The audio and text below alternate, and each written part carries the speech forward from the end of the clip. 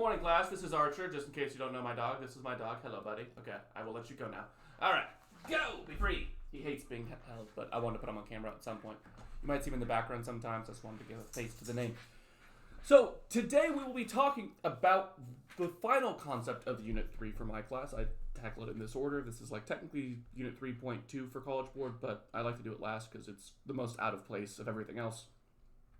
And it's something called the multiplier effect. This is the math thing for the unit. So there's a bunch of graph stuff, a whole mess of graph stuff this unit, with the long run aggregate supply curve, the average aggregate supply stuff, the short run, the long run self-adjustment, fiscal policy, all that. There's a bunch of graph stuff. But there's also one math thing.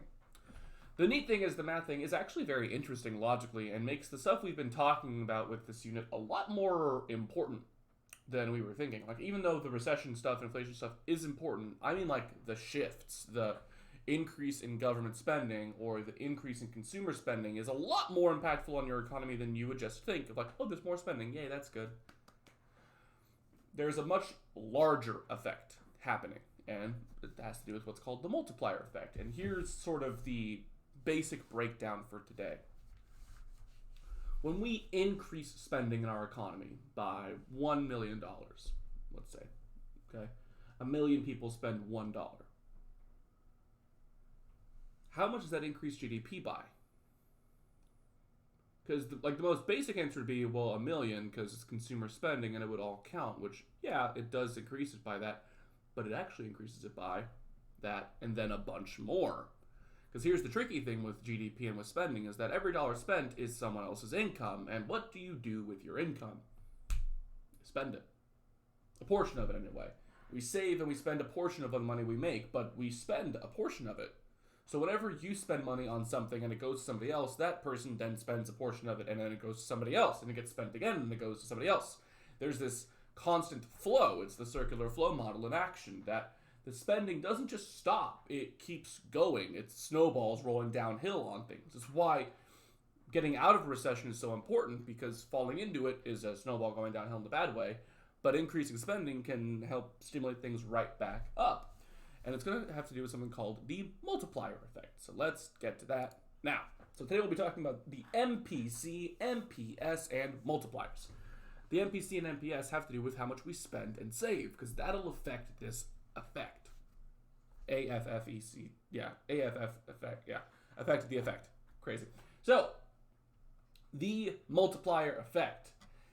The definition is any increase or decrease in spending will result in an even larger increase or decrease in GDP due to the fact that every dollar spent is then spent again, multiple times thereover. Every dollar spent then gets spent again and again and again and again. And you can track it. I mean, there's like serial numbers on your dollar bills. You can see where it's been, which is not always the good thing to do, because sometimes you find some scary places it's been.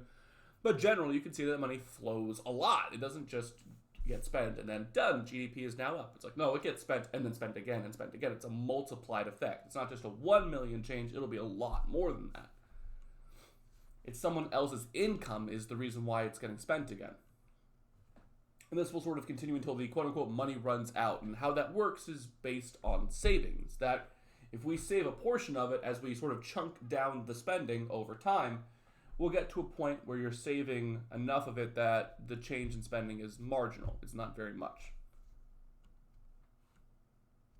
So how strong this effect is, how much this changes GDP by, will be determined by how much we save and how much we spend.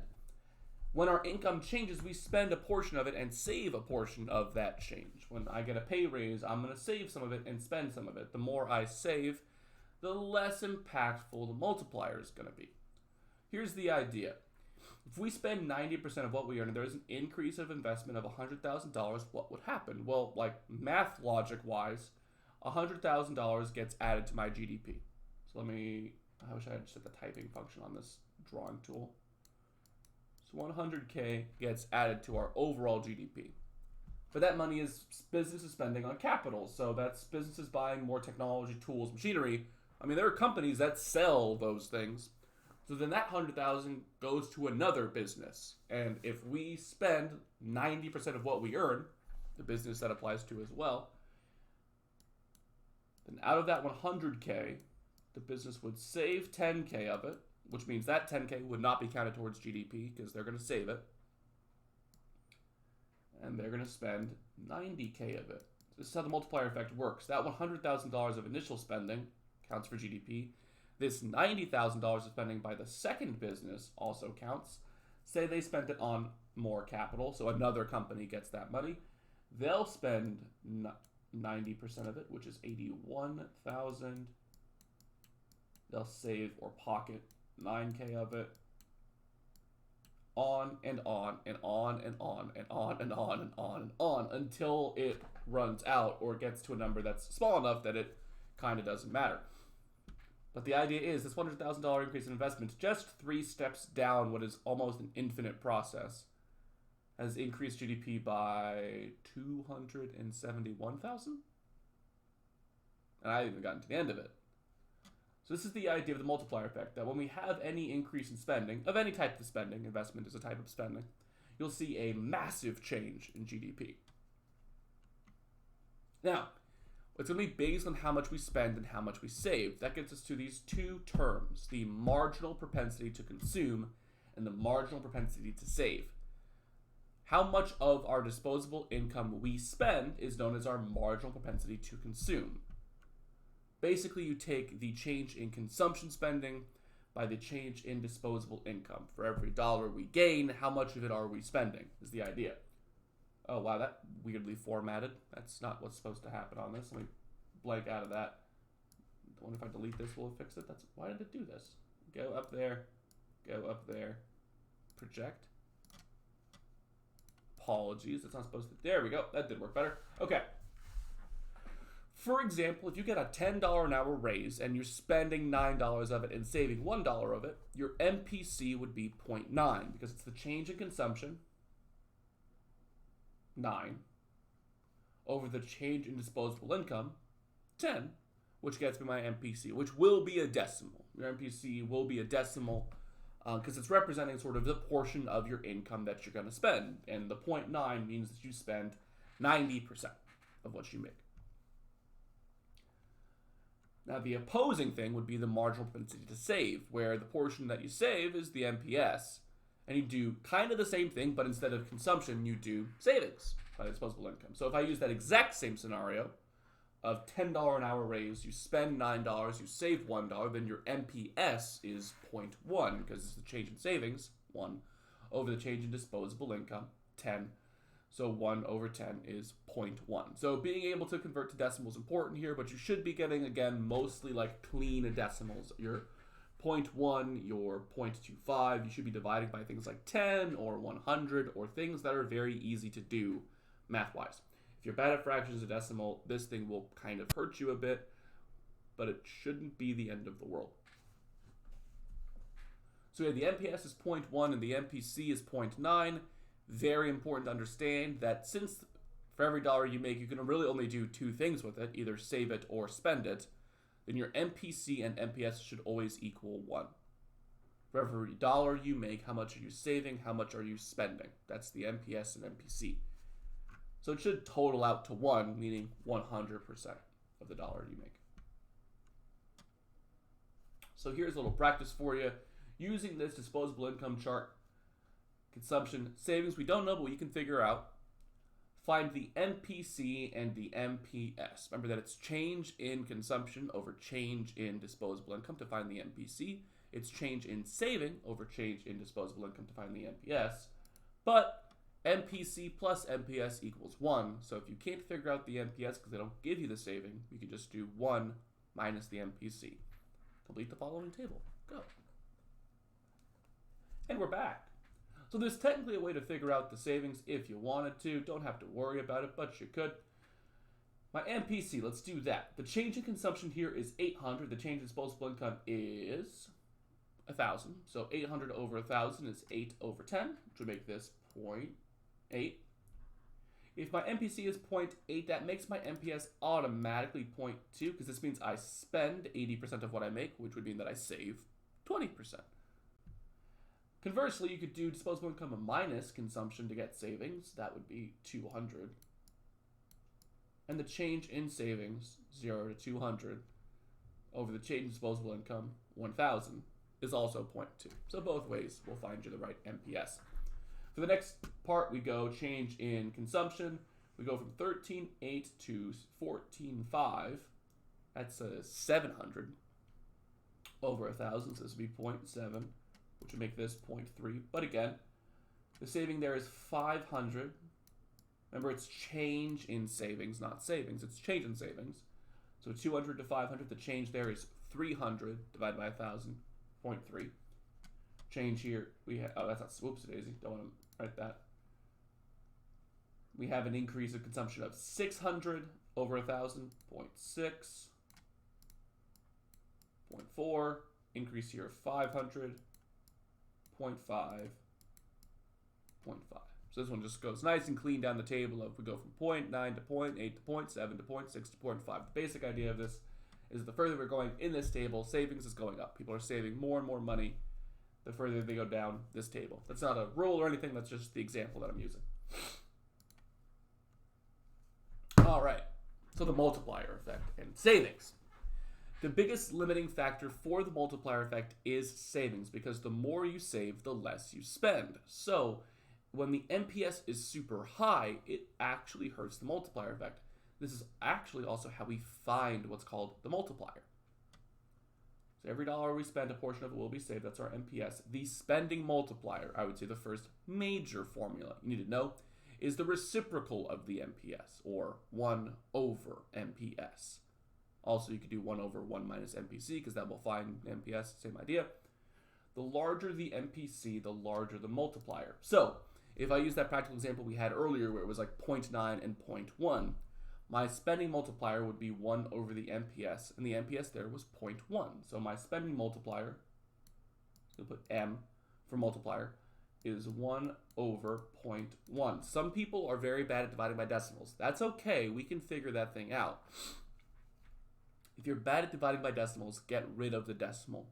This is in the 10th place, so I just need to multiply everything here by 10.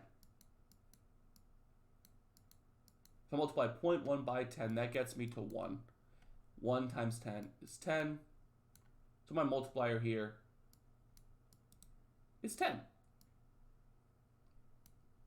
Because 0.1 goes into 1 10 times. 0.1, 0.2, 0.3, 0.4, 0.5, on and on and on.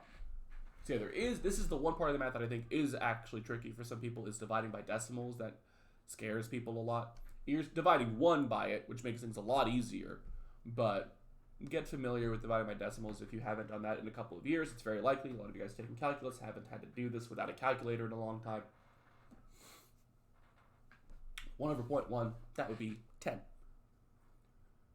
So like, what's the significance of the multiplier, Mr. McRage? It's like, this is the number that I use to figure out how much GDP actually gets changed by. We increased spending by $9 in that example. People spent $9. How much would GDP go up by if you spent $9 and the MPC is 0.9 and the MPS is 0.1? What you do is you take that $9 and you multiply it by the multiplier. That's why it's called the multipliers, because you multiply it.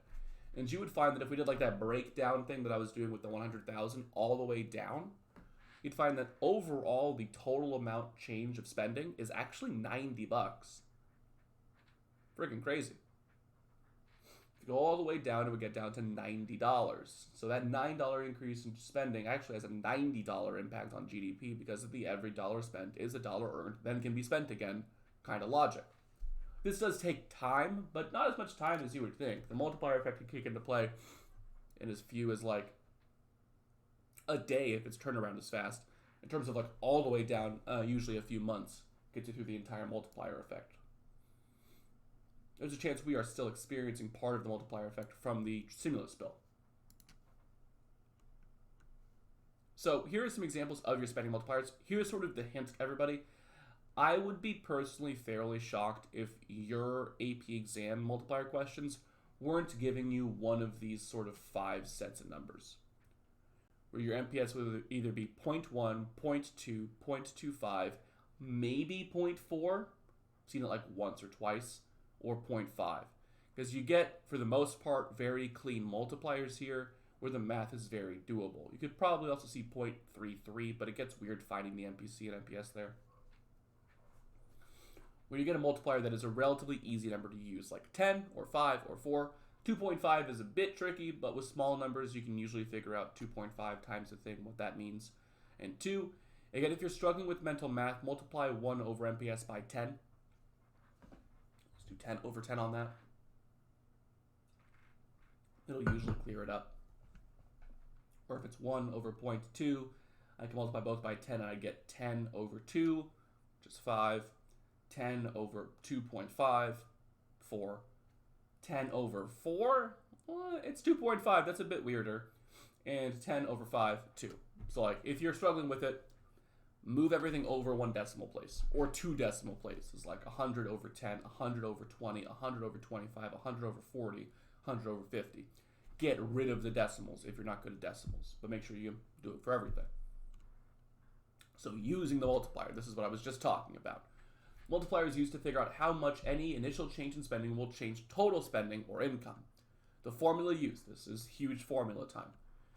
The initial change in spending times the multiplier gets you the total change in aggregate demand or GDP. So the question asks, what will happen to GDP if there's an increase in consumer spending of, or increase in government spending of $1 billion, and the multiplier is 4.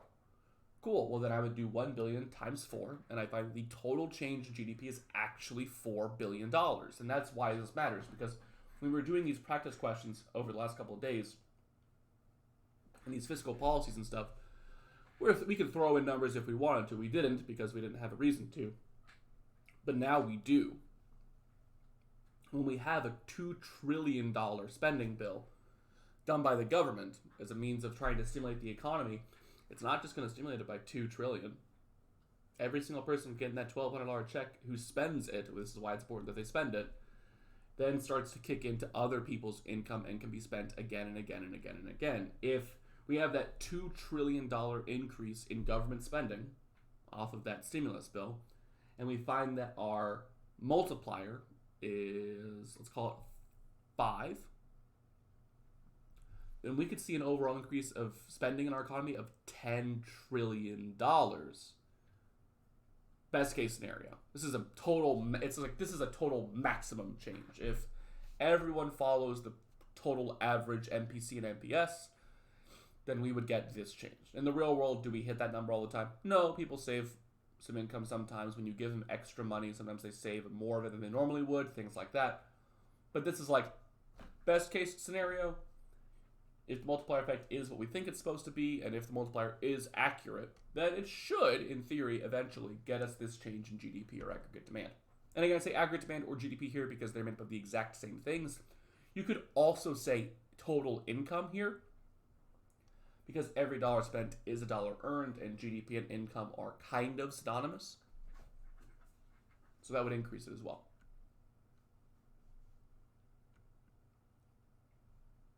Now, through order of operations with this formula, you can figure other stuff out. So you could find the multiplier if they told you that, hey, a $1 billion increase in government spending increased GDP by $4 billion. What the heck happened? You would say, oh, well then the multiplier has to be 4, because in that situation, that $1 billion increase in GDP or government spending caused a lot larger increase in GDP because of the multiplier effect. And if we got from 1 to 4, the multiplier had to be 4. Because again, you multiply the change in spending by the multiplier to get the change in GDP. So you could also divide the change in GDP by the government spending to find the multiplier. And lastly, you can also find how much you need to change spending by divided the change in GDP by the multiplier. But this is the important one, because if we know how big of a recession we're in, we can figure out exactly how much we need to increase spending by. Say that our GDP is 4 billion below full employment, that we are 4 billion below where we are supposed to be.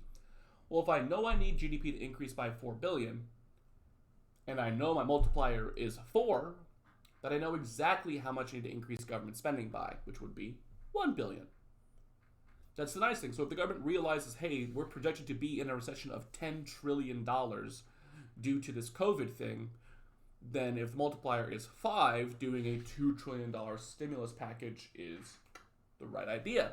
Because it should, if everything goes according to plan, get us back to that long-run equilibrium. Now, that's for changes in spending. We mentioned that with fiscal policy, there is another option, which you can change government spending, but you can also change taxes. When you change taxes, you also have a multiplied effect because people then have more money to spend, can spend more, and again, that spending gets multiplied. But there is an important difference. The tax multiplier is going to be smaller than our spending multiplier. That is like a key thing. I would write that down. The tax multiplier will be smaller than the spending multiplier. And the formula for this tax multiplier is negative MPC over MPS. It is negative because when you raise taxes, it should decrease spending.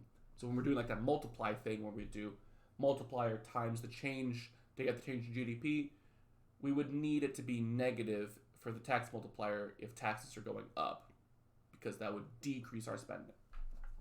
So you can do negative MPC over 1 over MPC because, again, 1 minus MPC is the same as MPS. Numerically, they're the same thing. I would write the second formula, negative MPC over MPS. Important to mention, if taxes are being cut, then your multiplier would be positive, because if you're lowering taxes, it should go up. Your spending, your GDP should go up if you lower taxes. So careful with the sign here. Just be aware of if taxes are going down, your final change of GDP should be positive. If taxes are going up, your final change of GDP should be negative. And again, it's smaller than the spending multiplier. The reason as to why it's smaller than the spending multiplier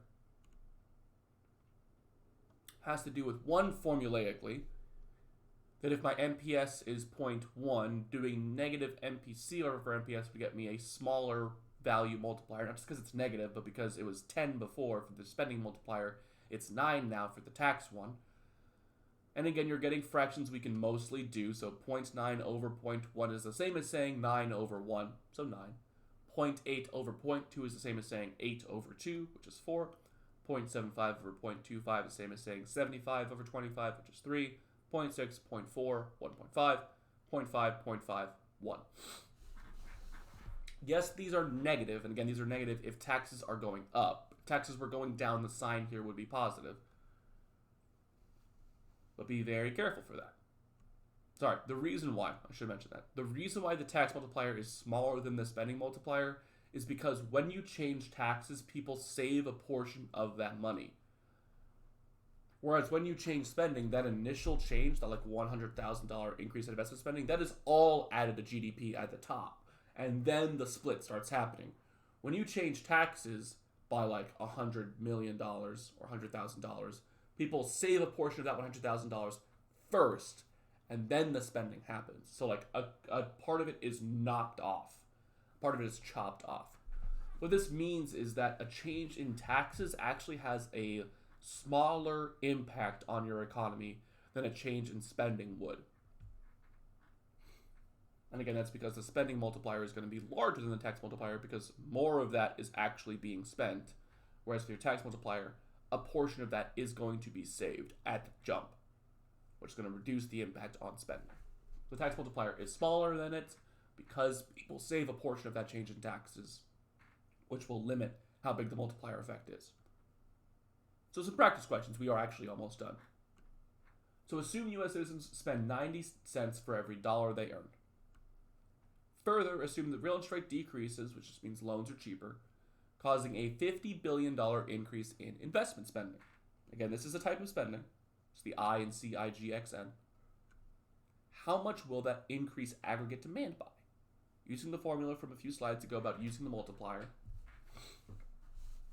First things first, you have to find the multiplier. So that first bullet's giving you something. Try and solve this question. All right, and we're back. So that 90 cents for every dollar they earn, what is that telling me? Well, that's saying how much we spend, which means that is my MPC, because again, MPC is consumption. So my MPC is 0.9, which means my MPS is 0.1. This is a change in spending, so I'm going to use my spending multiplier. So So my multiplier, which is 1 over MPS, remember, it's going to be 1 over MPS, which means that it's 1 over 0.1, and again, that is 10. Then it asks you to find the effect of this increase in spending on aggregate demand. So again, the formula was change in spending times the multiplier gets you a change in GDP or aggregate demand. I'm just going to put AD here because that's what they're looking for. Now, change in spending is the investment spending. That's a type of spending. So we got 50 billion times my multiplier, which is 10. It's my change in aggregate demand, which will be $500 billion. Oh, I should use the unit there. There we go. $500 billion. That's why this matters. That's why this is important, because you're like, $50 billion increase in spending, that's a lot. It's like, yes, it has an even larger impact on GDP than what you think, though. It's even more than 50. It could be up to 500. Realistically, the highest your MPC should ever kind of be is 0.9. You should be saving a portion of your income. So having it lower than that gets kind of, one, mathematically tricky for this class because there's no calculator on the AP exam. And your multipliers will get real weird. And two, kind of unrealistic. 0.9 you could have happen. It's reasonable. So yeah, that'll increase spending by $500 billion. So the steps to that problem were, had to figure out my MPC and MPS, didn't tell me it, had to find it. They're spending 90 cents for every dollar they make. So if I'm doing like the formula for MPC, it's change in consumption, 0.9, over change in disposable income, 1, but that's just 0.9 because you divided the number by 1. My MPC plus MPS have to equal 1. So if I'm spending 90%, that means I'm saving 1%. And if I'm saving 1% and the multiplier is the reciprocal of the MPS, then my multiplier would be 1 over 0.1, so 10. I know, lots of math stuff in this. Realistically, there are MPC, MPS, spending multiplier, tax multiplier, 4 formulas. Oh, and the using the thing formula. So 5 formulas for this PowerPoint that are important to know. The biggest ones are your multipliers. Because if you understand logically what the MPC and MPS are, you can pretty much figure it out in most questions. But know your multiplier formulas and then know how to use the multiplier. And I'll show you how to use it with a tax problem. Right. Oh, there's the steps that I was doing, by the way, if you want to freeze frame and look at that. So assume that Germany raises the total tax burden on its citizens by 200 billion euros. This doesn't mean they're taxing everyone 200 billion. It just means in total they are collecting 200 billion more in taxes. So we got 200 billion. It's our increase in taxes. And assume the Germans save 25% of the change of their disposable income. They're saving 25% of their income. How much will this affect the economy? Okay. This could be GDP, income, aggregate demand. Those are all economic measures. So the question's asking me how much does GDP or AD get affected by this? They gave me the change in taxes. Good to know. They told me that Germans saved 25%. What is this giving me? That is the MPS. It's not 25. Again, these are all in decimal form. So 25% would be 0.25. My MPC is 0.75. And again, the multiplier here is the tax multiplier because they're raising taxes. So I got to do it a little differently. I refer to it as the tax multiplier, which is negative MPC over MPS. God, I have to do this with my mouse. Apologies. Oh, that's a good looking C. Negative MPC over MPS. MPC is 0.75. MPS is 0.25. That gets us down to a negative 3. Because 75 over 25 is 3. And then what I do here for the change in taxes, I use basically the same formula as I did before. I'm going to do change in taxes instead of change in spending, though. Because I didn't get a change in spending, I got a change in taxes. Times the tax multiplier, because again, that's technically different. But it equals the same stuff. Change in AD, change in GDP, change in whatever. At the end, it still ends up with that. It's just instead of changing spending and spending multiplier, it's taxes and tax multiplier. Fits kind of the same way. My change in taxes was 200 billion. The tax multiplier is -3. And again, they're raising taxes, so it should be negative. The reason why is because if I raise taxes by 200 billion, people cannot spend as much. And if they can't spend it, other people won't be making the money they expect to make, won't be able to do their spending, and it goes bad the other way. This would be a negative, 200 times -3, 600 billion. A decrease of GDP of 600 billion euros in this case, because, that should say euros, not dollars, whoopsie daisy. Got America-centric on that. Euros. Because when you decrease people's ability to spend, it doesn't just decrease their ability to spend, but also the businesses who relied on their income's ability to spend, and on and on and on and on and on and on down the road. That's the idea for the multiplier. Now, for this, it is important to practice it quite a bit. There's a lot of math that you can do that will help you get better at this. Frankly, the toughest part for most people is dividing by decimals if they never got around to doing that well before. Which would mostly be like a middle school problem. But if that was an issue for you and it never really got addressed and calculators kind of became too much of a crutch for you with that, yeah, you got to be a bit careful. Now, you're going to get relatively easy decimals here, 0.75 and 0.25, as much as those seem like big numbers or weird decimals. How many quarters does it take to get 75 cents? 3 of them. So 75 over 25 is 3. There should be you should be getting clean numbers for your multiplier. Because 1, you have to be able to find it using decimals without a calculator, so they need to make it doable. And 2, because you're going to probably use that multiplier to, shockingly, multiply stuff. And they want that to be doable on the AP exam. They don't want you to miss question on the AP exam because you can't do the math. They want you to miss it because you forget how to do it. Like formulas, logic, that kind of thing. That's why they want math questions in here. Okay, that should be it. I remember my PowerPoint correctly. Yes, I did. Awesome. So the big takeaways for this video are, 1, when you change spending, it has a lot bigger change on GDP than you would have initially thought because of the multiplier effect. Every dollar spent gets spent again and again and again and again and again and again and again. You have 2 different types of multipliers you've got to be careful about. The spending multiplier and the tax multiplier. And the tax multiplier is less or smaller than the spending one because your spending one, all of that money goes right into GDP. But with the tax multiplier, when you change taxes on people, people save a portion of that change. Like, if they lower taxes on me, cool, I'm going to save a chunk of that and spend a portion of that. But if they increase government spending, all of that goes into the GDP. So spending multiplier, more impactful than tax multiplier. So it's bigger.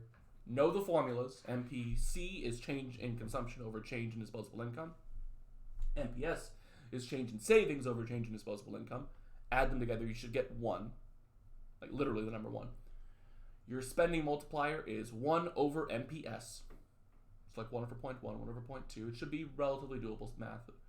Your tax multiplier is negative MPC over MPS, but be careful because at the end of the day, if you increase taxes, you should be getting a negative final answer for your change in GDP because people will be spending less, so you should have a decrease in GDP.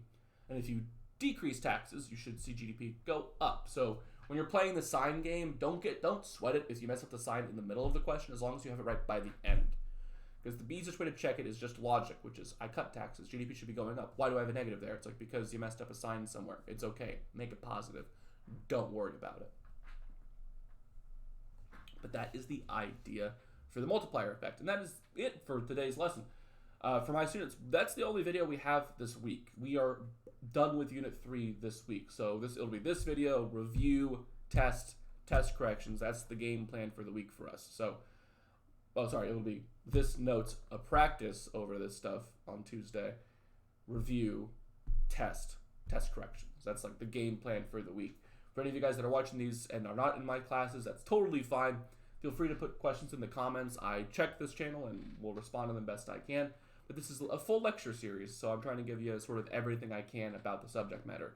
If you need a shorter version of that, That's a little easier for review purposes. Again, use AC/DC Economics. Yeah, like the band AC/DC. That guy has really shorter videos that are very good. I met the guy in real life, Jacob Clifford. He's very smart, very knowledgeable on the subject. Yeah, it all tracks and it's all pretty good stuff.